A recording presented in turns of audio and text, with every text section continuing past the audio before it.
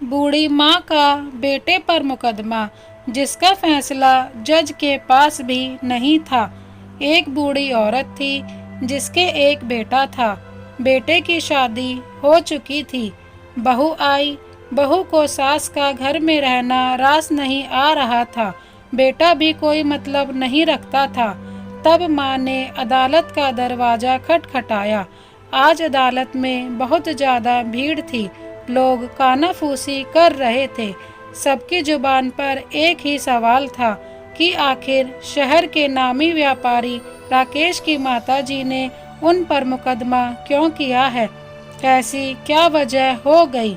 सब कुछ होते हुए भी, हर सुख सुविधा होते हुए भी क्यों एक माँ को अपने बेटे पर मुकदमा करने की जरूरत पड़ी। जरूर राकेश माँ को सताते होंगे, वरना एक माँ अपने बेटे के खिलाफ मुकदमा क्यों करती। जैसे जैसे समय बीतता जा रहा था, भीड़ बढ़ती जा रही थी और तभी जज साहब आए और ऑर्डर ऑर्डर की आवाज़ गूंजने लगी। आवाज़ के गूंजते सब शांत हो गए। केस की बहस शुरू हुई। दोनों पक्ष के वकीलों ने अपना अपना पक्ष रखा और राकेश की माताजी बबीता देवी को कटघरे में हाजिर होने का हुक्म दिया। एक सभ्य सी औरत अपनी कुर्सी से उठकर कटघरे की तरफ बढ़ने लगी। यही कोई 60-70 साल की महिला थी। वह सफ़ेद साड़ी पहने हुए थी, रंग गोरा, जिस पर बुढ़ापे के साथ साथ लाचारी के निशान भी थे। जज ने महिला को देखकर सवाल किया, तो माता जी, क्या वजह है जो आपने अपने बेटे पर यह मुकदमा किया है। बबीता देवी बोली, साहब, मैंने अपने पति की मौत के बाद अपने बेटे की परवरिश अकेले ही की है। पति का व्यापार भी संभाला, पर अपने बेटे को जरा भी कष्ट नहीं होने दिया। लेकिन मेरे बेटे का कहना है कि वह तो मेरा फर्ज था। यह तो सब माएँ करती हैं। यह मैंने क्या खास किया। हाँ तो जज साहब, मैंने क्या गलत कहा। हर माँ बाप अपने बच्चों के लिए यह सब करते हैं, पर कोई भी अपने बच्चों को कोर्ट में नहीं लाता। सामने कटघरे में खड़े राकेश बोले, माता जी, आप अपनी जगह पर ठीक हैं और आपका बेटा अपनी जगह पर। फिर आपने यह मुकदमा क्यों किया। क्या आपका बेटा आपको घर से निकाल रहा है या आपको खाना नहीं देता। क्या वजह है इस मुकदमे की और आप कोर्ट से क्या चाहती हैं। जज ने बबीता देवी से सवाल किया, क्या एक माँ को घर में रखना और समय से खाना देना काफ़ी होता है। क्या इससे एक माँ का कर्ज अदा हो जाता है। जवाब देने की जगह बबीता देवी ने जज से ही सवाल किया, माता जी, आप ही बताइए कि आप चाहती क्या हैं।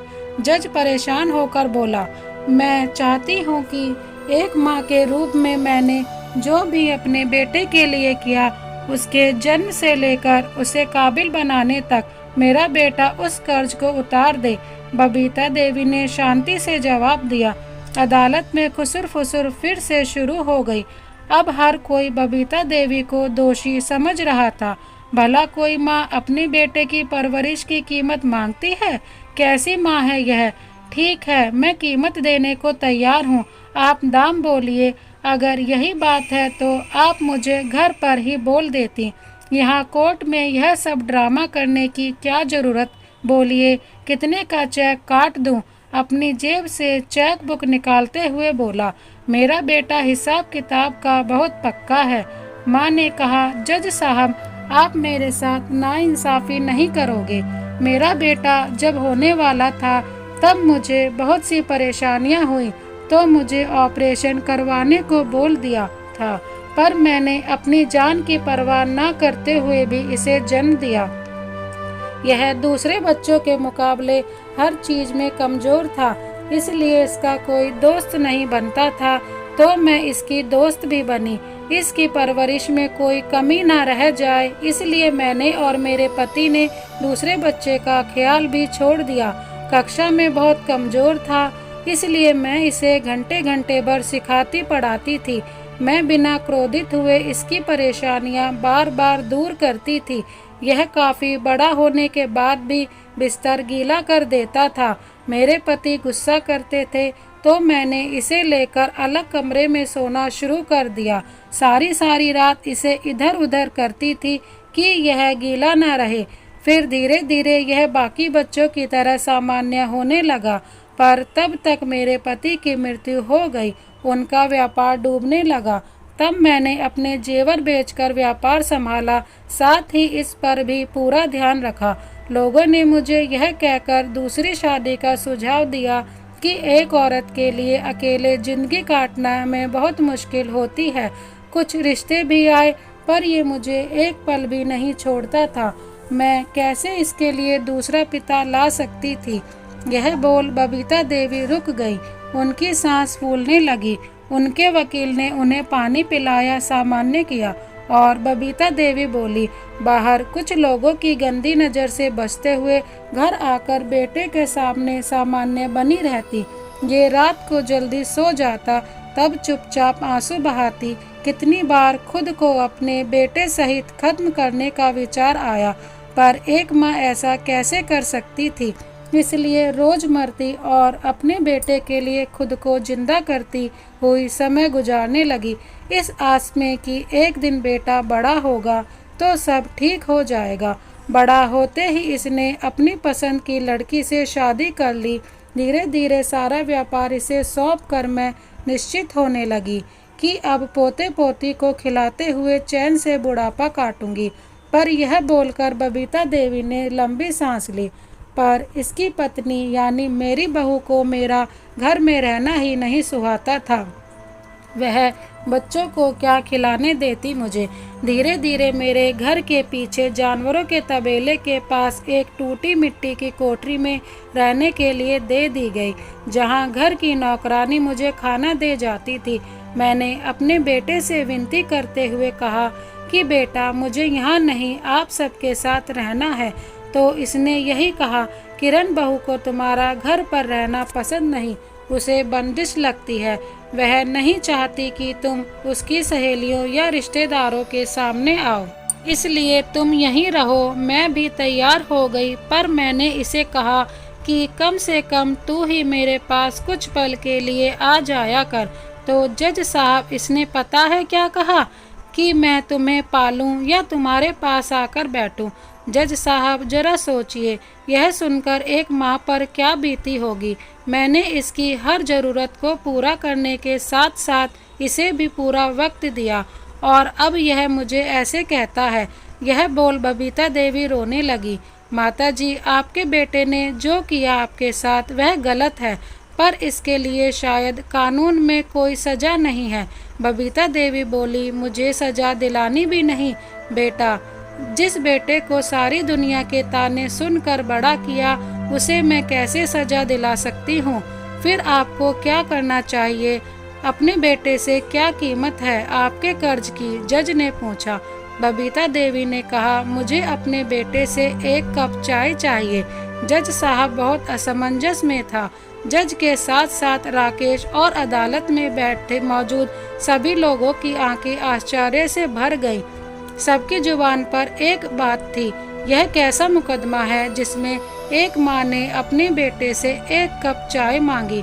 हाँ साहब, मैं चाहती हूँ रोज सुबह मेरा बेटा खुद मुझे चाय लेकर जाए, कामवाली नहीं। बबीता देवी नम आंखों से बोली। पर इसमें आपको क्या हासिल होगा? आश्चर्य से बोले जज साहब। एक माँ कैसे बताए उसे एक कप चाय से कितना सुकून मिलेगा जो उसका बेटा उसे आकर पिलाएगा। इसी बहाने कम से कम मैं रोज अपने बेटे को तो देख पाऊंगी, वरना तो महीनों यह मेरे पास नहीं आता। उस एक कप चाय के बदले मैं अपने बेटे के सिर पर हाथ रख उसे आशीर्वाद तो दे पाऊंगी। इसी बहाने उसे छूकर भी देख लूंगी। उस कप के बहाने कम से कम मेरा बेटा यह तो देख लेगा कि मैं जिंदा भी हूँ या मर गई। बबीता देवी ने नम आंखों से कहा। बबीता देवी की बात सुनकर अदालत में हर एक की आंखें नम हो गईं, क्योंकि कहीं ना कहीं सब जिंदगी की भागदौड़ में अपने बूढ़े माँ बाप को सबसे ज़्यादा नज़रअंदाज करते हैं। सभी अपनी अपनी आंखें पोंछने लगे। उन सभी में जज साहब भी थे। तभी वहाँ एक आवाज़ हिचकियाँ लेकर रोने की गूंजी। सब के सब उस दिशा में देखने लगे। वह राकेश कटघरे में बैठे जोर जोर से रो रहे थे। बबीता देवी एकदम से अपने कटघरे से निकलकर बेटे के पास पहुंची और उसका सिर सहलाती हुई बोली, ज़्यादा कीमत मांग ली मैंने अपने बेटे से जिसे वह देने में असमर्थ है। नहीं माँ, मुझे माफ़ कर दो। इस कर्ज को चुकाने की मेरी औकात नहीं। मेरी क्या किसी बेटे की औकात नहीं है, पर तू मुझसे बदले में बहुत कम चाह रही है। अब तेरा यह बेटा सिर्फ तेरे लिए चाय लाएगा ही नहीं, तेरे साथ पिएगा भी, खाना भी खाएगा, क्योंकि अब तो घर के पीछे जानवरों के तबेले की कोठरी में नहीं, हम सबके साथ रहेगी और हमारे साथ ही खाओगी पियोगी। माँ के कदमों से लिपट जोर जोर से रोते हुए बोले, ना मेरे बच्चे रो मत, मैं तो बस तुझे देखना चाहती हूँ। समय का कुछ पता नहीं, मैं आज हूँ कल नहीं। मैं इस हसरत के साथ नहीं मरना चाहती कि बेटे को देखूं। इतने दिन हो गए, बल्कि मरते वक्त एक सुकून के साथ मरना चाहती हूँ। बबीता देवी बेटे को सीने से लगाती हुई बोली। अब पूरी अदालत में सिर्फ सिसकियां गूंज रही थी। जज साहब को फैसला सुनाने की जरूरत ही नहीं थी, क्योंकि दोनों पक्षों में समझौता हो गया था। अब तो जज साहब को भी अपने घर भागने की जल्दी थी, क्योंकि उनकी माँ भी ना जाने कितने दिनों से उनका चेहरा देखने को तरस रही थी। दोस्तों, कामकाज और जिंदगी की भागदौड़ में इतना भी ना मशरूफ हो जाएं कि अपने बूढ़े माँ बाप को ही नज़रअंदाज कर दें। दोस्तों, आपको यह कहानी के बारे में क्या कहना है, कमेंट में ज़रूर लिखें। इसी तरह की कहानी देखने के लिए हमारे चैनल को सब्सक्राइब कर बेल आइकन को प्रेस कर दें। Thank you so much. Vande Mataram.